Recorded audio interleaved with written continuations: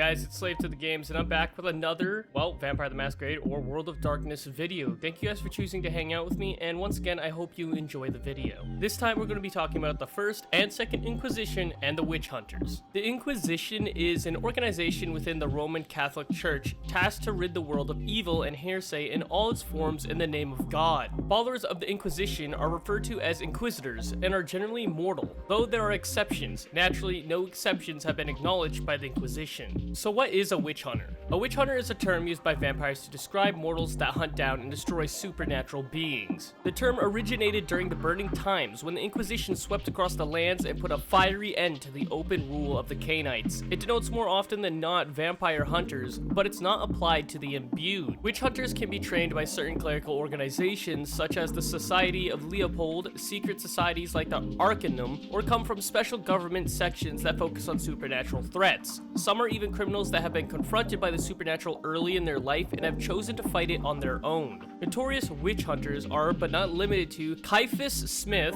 and Sullivan Dane. Notorious organizations are the Inquisition, of course, Society of Leopold, Society of St. George, Ikhwan al-Safa, the Akrate, and the Judges. So before we dive into the First Inquisition or the second one, let's talk about briefly the Shadow Inquisition. Founded before the official beginning of the Burning Times, the Shadow Inquisition investigated into the nature of supernatural evil and collected large amounts of information. Divided into several orders brought together by papal decree, the Shadow Inquisition lasted until the formation of the official Inquisition, at which point it was dissolved and the various orders either joined and were reorganized, seceded, or even hunted themselves. And this brings us to the First Inquisition. Active during what is commonly referred to as the Burning Times, the First Inquisition raged throughout Europe and forced the various supernaturals into hiding. Not all inquisitors of that time knew they were up against supernatural beings, and several innocents burned along with monsters. Remnants of this Inquisition survived in the form of the Society of Leopold into the final Knights. Moving on to the Second Inquisition, often shortened to SI, is a union of various secret services with the witch hunters of the Old Inquisition that has begun to systematically hunt vampires all around the globe.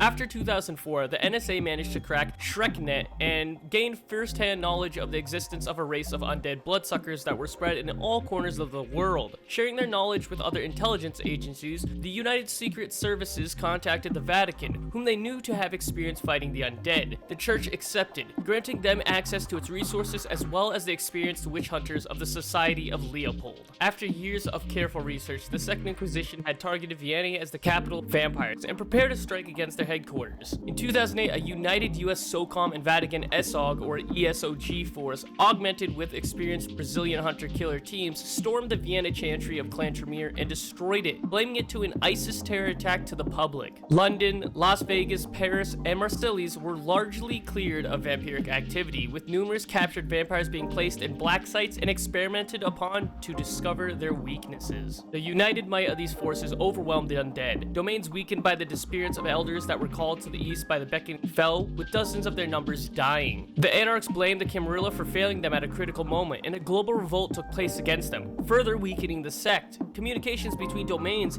has become a dangerous affair, with most vampires' domains becoming isolated islands that fall back to using complicated codes to sending each other messages. While the Camarilla has banned any form of electronic communication, the Anarchs flout this rule, skirting dangerously close to violating the Masquerade and bringing the Inquisition on their heads, but are better connected with each other as a result. The Sabbath has lost many of their strongholds and has to resort to clandestine terror attacks in other domains. The ones who fare best in this climate are, ironically, the Thin Bloods, who are human enough to throw their hunters off the hook. The existence of the Second Inquisition is a clandestine secret even among the various secret services they draw from. Most of the common personnel only know of coordinated strikes against terrorists and similar acceptable targets. Their operations are guided by an intra-agency collaboration called First Light that strives to keep their activities hidden from the public and even their superiors. This has got the existence of the Second Inquisition is a clandestine secret even among the various secret services they draw from. Most of the common personnel only know of coordinated strikes against terrorists and similar acceptable targets. Their operations are guided by an intra-agency collaboration called First Light that strives to keep their activities hidden from the public and even their superiors. This has much to do with paranoia. First Light believes that any government official could be compromised and be a secret slave to a vampire. The word vampire is not used in official briefings. Instead, the agents speak of blank